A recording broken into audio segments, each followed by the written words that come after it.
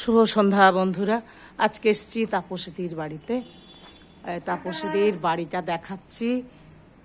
দেখুন আপনারা তাপসীদি কোথায় থাকে, বাড়িটা দেখাচ্ছি আপনাদের। দেখুন আমরা 60 বছর হয়ে গেছে, 60 ইয়ার, 60 বছরের বাড়ি।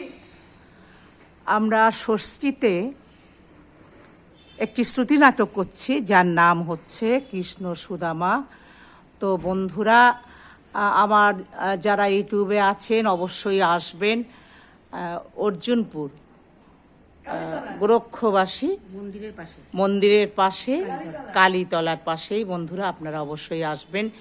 আর আগামীকাল চেষ্টা করব রিহার্সালের কিছু অংশ আপনাদের সামনে তুলে ধরার জন্যে। তাপসীদির বাড়িটা দেখুন, খুব সুন্দর। আমরা অনেক দূর থেকে আসি এখানে রিহার্সাল দিতে বন্ধুরা। তো গোবিন্দের কৃপায় সবই যেন ভালো হয়। তো বন্ধুরা এখানেই রাখলাম।